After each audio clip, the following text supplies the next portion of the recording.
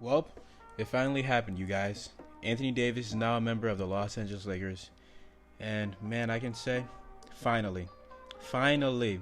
Now, as I said in my past videos of the 5 Anthony Davis approvals, I thought 100% Anthony Davis was going to go to the Lakers. I thought they had the best trade package, and I thought they were going to give up the most. I felt like, Boston was really hesitant.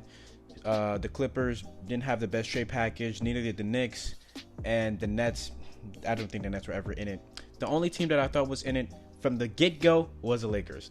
I knew it. I knew it 100%, and call me cocky or whatever, but I just knew it. But let's just dive into the trade now. So for the Lakers, they obviously got back Anthony Davis, a prolific player. We'll get into that a little bit later. But let's talk about the Pelicans first. Okay, I want to talk about the Pelicans side to this first before we get to the Lakers. So the New Orleans Pelicans got back in this trade Lonzo Ball, Brandon Ingram, Josh Hart, and I don't even know what to call a plethora of first. I don't even know what to call it. It's so weird. I've never seen anything like this. But let's dive into it. So for the draft picks that the Pelicans got into this, they obviously got the 4th pick, okay, from the Lakers. But it's weird because this is how it's worked out. This is how it happens, okay? The Pelicans get to keep the 2021 pick from the Lakers if it is top 8 protected. Okay? If it is top 8 protected, and that's it. If the Lakers somehow finish in the top 8 in 2021, that's all the Pelicans will get. Well, more than likely they won't. And if they won't, the Pelicans would get an unprotected first in 2021. So let me repeat, okay? If you're confused, let me repeat because I'm confusing you guys. If it is top 8, okay, if the pick is top 8 in 2021, the Pelicans keep it and that's it. If it isn't top 8, in the 2021 draft, then it becomes an unprotected first in 2022, a swap pick in 2023, an unprotected first in 2024, and a right to defer in 2025. Now, I'm not gonna get into all of what this means because I don't even understand myself. But just know, the Pelicans more than likely control the Lakers for at least the next 7 years. Now, diving deeper into the picks that I do know about, more than likely it won't be top 8 for 2021. I doubt it will be. But, unprotected first in 2022, that could be interesting. You're talking 3 years into the future. LeBron will be, 38-ish? But, you'll still have a prime AD. So, I don't know if that pick will even possibly be a lottery pick. 2024, though, could be interesting. That could be very interesting. LeBron will more than likely be probably 2 or 3 years out of the league at that point. AD will be 31 and possibly in the same situation that he is now with the Pelicans. If you think about it, the Pelicans without AD and LeBron is what? Who? Exactly my point. And then a right to defer in 2025, I really don't know what that means. But I know pick swaps, they're interesting. They're very interesting because, well, it means that obviously they get the better pick. So if their pick is better, they'll just keep it. But if the Lakers pick is better, they'll just swap that. And it's interesting because will the Lakers be in the playoffs for the next 7 years? Possibly. So maybe that pick swap doesn't mean anything. Maybe then, they're going to continuously keep their pick. Or if they are, a contending team and the Lakers are maybe on the brinks of the playoffs by then, maybe they're fighting for playoff spots.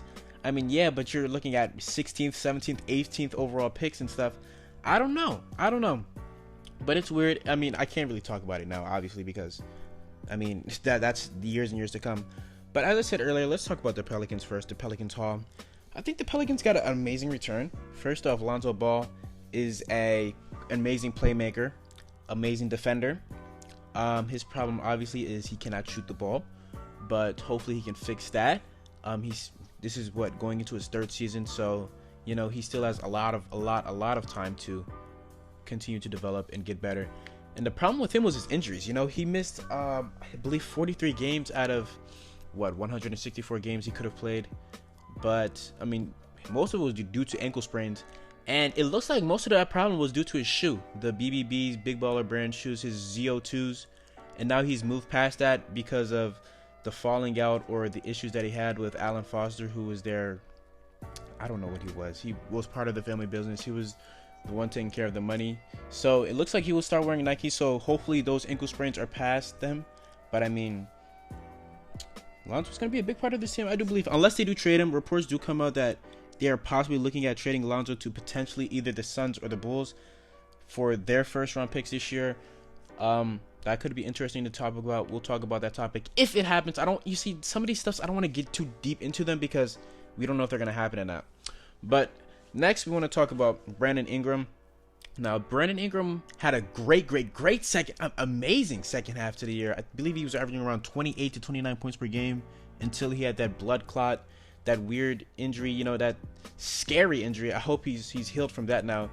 But I mean, he was looking good. And if he can continue what he was doing post All-Star break, I mean, that's amazing. That's amazing for the Pelicans. I do hope he can continue that. I mean, he had comparisons of KD. I did say in my overrated video that he was overrated. I still do believe he's overrated, but hopefully he can change my mind this upcoming season, and I hope he does have a ton of success. And the last player they got in this trade was Josh Hart. Josh Hart, he was a great shooter for the Lakers in his rookie season. Fell off a lot in his second season due to injuries, so I can't really blame him. He's a good rebounder for someone of his size too. I mean, I don't really know. He seems like a role player to me, someone like that. And then going on to it, adding on to that, the fourth pick is interesting. This is another topic. Let's start talking about it. The fourth pick, there's a lot of options that the Pelicans can do here. They can draft Darius Garland. They can draft DeAndre Hunter if they would like. They could draft Jarrett Culver, who I pray they don't because I do want my Cleveland Cavaliers to take him. They could also draft Cam Reddish. I mean, they could trade it and potentially get Bradley Beal maybe. I mean, there was talks that the Pelicans were eyeing Bradley Beal. That could be something that they do. I mean, the Pelicans just have a ton of options now. Just think about it, okay? I just want to throw out one option out there. If they draft DeAndre Hunter and have a potential lineup of Lonzo Ball, Drew Holiday, DeAndre Hunter, and Zion, and then maybe signing a center, maybe they can get like a Dwayne Dedmon, that has to be a top 5 defense going into next year. I know, call me crazy. DeAndre Hunter and Zion Williamson have not played a game of NBA basketball, but those are two elite defenders, I believe. DeAndre Hunter is a great 3-and-D guy. He was an elite college defender at least. Hopefully he can be at least above average in NBA. Same thing with Zion. Zion's physique, athleticism, his size made him an elite defender in college. And I think he can be an elite defender in the NBA. Even if it doesn't start out now, even if they aren't good defenders now. Looking into the future, 3, 4, 5 years into the future, that is going to be an elite defensive team. 100%. That could be an elite defensive team now and in the future. And then just looking at the other options, if they draft Jarrett Culver is also a good 3-and-D guy. He averaged 18 points per game in his sophomore season in college. Someone else who can potentially, fill that Drew Holiday role, since Drew Holiday is getting old now. I believe Drew Holiday is 28 or 29ish, and then he can fill that role perfectly. I believe he's maybe a prototype of Drew Holiday, just a little taller, maybe not the same playmaking ability, but still, you get my drift.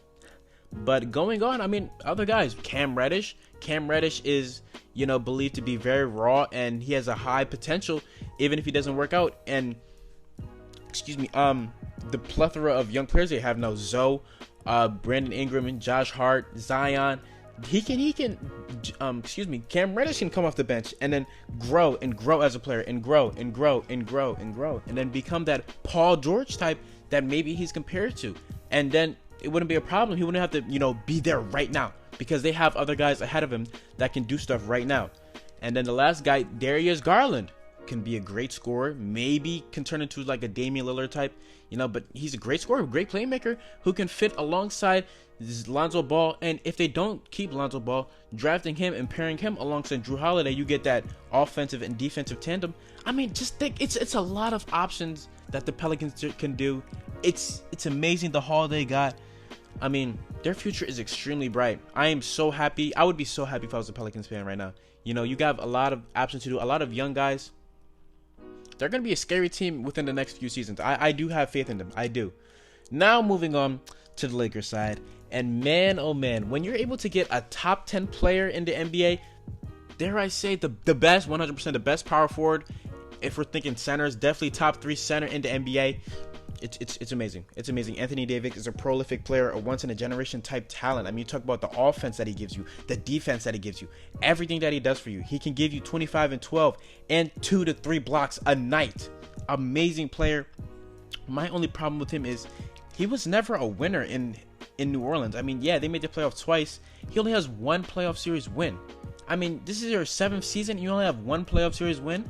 That's come on. You're supposed to be a top 10 player. You have to do more, and that's probably why he wanted to leave the Pelicans, because maybe so he couldn't apply himself. He couldn't give back to the Pelicans. I mean, I don't want to blame it all on him. Obviously, the Pelicans made some silly mistakes along the way. I mean, giving bad contracts to guys like Omer Ashik and Alexis Ajenka and Etuan Moore and Solomon Hill.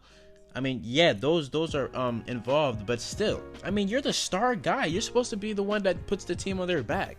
And I do want to say this though. Anthony Davis, when he has been in the playoffs, he has been amazing. He has been a great playoff performer. I think he averages around 30 and 12 in the playoffs, which is amazing. But I mean, pairing him alongside LeBron James is amazing.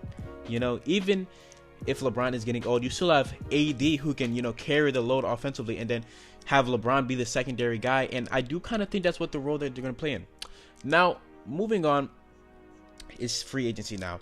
And with this trade, the Lakers still have enough money. I don't think they have enough money to sign a max guy anymore, but they still have about 30 mil left in cap. Now, in my dive, okay, let me talk about this first. They have been linked to guys like Kemba Walker and Jimmy Butler, which, are prolific all-star guys.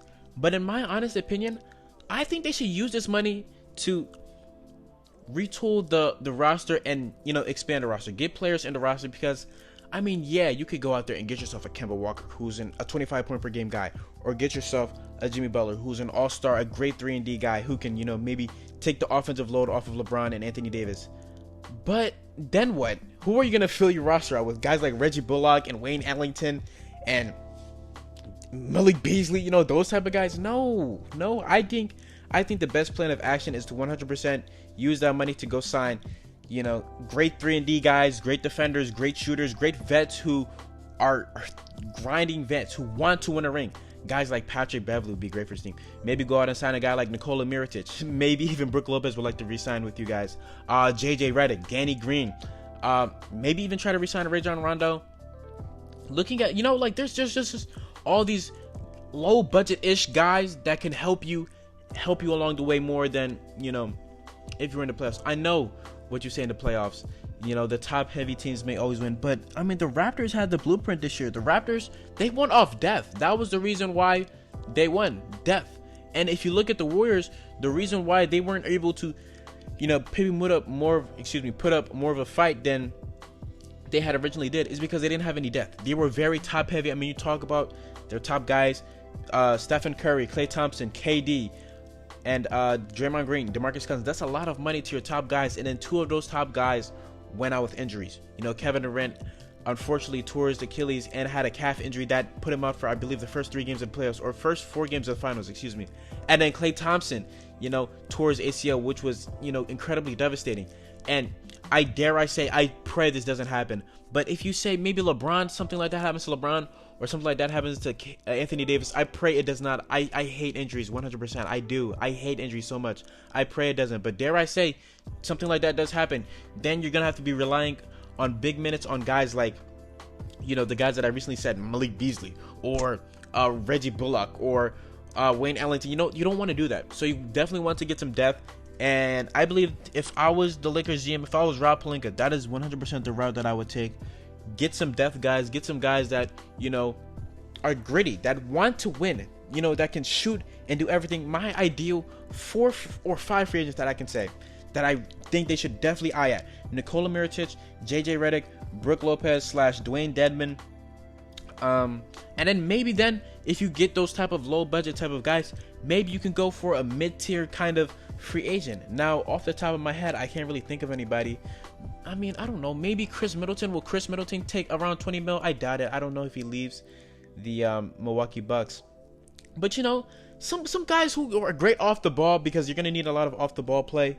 Guys who can do their role and do their role perfectly. It is, I think, what this team 100% needs. I mean, a guy like JaVale McGee, who they re-signed, he started off the year amazing until he had that.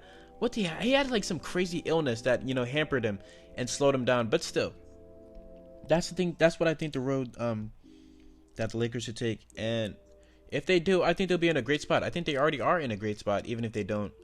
But I mean, yeah, that's the overview of the trade. Just anything if I missed anything. No, I mean this trade.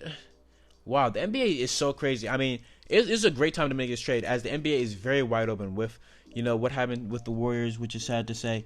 KD going down, Clay going down. More than likely, they won't play next year. I mean, you got teams like the Lakers, the Raptors, Bucks, Sixers, Celtics potentially, Nets potentially if Kyrie signs there, which reports are saying he will. The Rockets, Thunder, hopefully they can get back to their former selves. The Jazz potentially if they trade for Mike Conley. The Nuggets who showed promise last year. The Trailblazers were just in the Western Conference Finals. It's a lot of teams out there that are trying to win a championship now that are going to be aggressive hopefully in free agency to try and do that. And I mean, this season I think is going to be very fun. I think this season is going to be very fun. But if I had to crown a winner right now, I think the winner of this trade is, I don't know. I don't think there's a winner. I think this is a win-win trade. The Pelicans got young assets to, advance their rebuild and speed it up. I mean, you have Zion, you have Lonzo. I believe if they did not have the number one pick, if they had like the 7th, 100% the Lakers would have won. 100%. But I mean, getting Zion changed everything. It did. This is a win-win. As I said, Pelicans get younger. Lakers get 80 to pair him up with LeBron. Get LeBron a second star to win a championship. Makes sense. But I mean, I've been going on super long. This video is going to be probably 17 plus minutes. 16 plus minutes. But I'm going to end it right there, guys. What a day, man. What a day. Man, dude, I'm sitting here and thinking about it. Wow, bro. The NBA is fun. It is fun. It is spectacular. But that's going to do it for this video, guys. I'm going to stop rambling on. I hope you guys did enjoy. Tell me, let me know your predictions in the comments. Do you guys think the Lakers will win the championship this year? If I had to take a guess, I do think so. You never want to count LeBron out unless, he's injured or something. But LeBron always finds a way. He always does. He always does. In his Cleveland days, in his Miami days, he's always found a way. But that's going to do it for this video, guys. I hope you guys did enjoy. It's So Sports, and I'm out. Peace.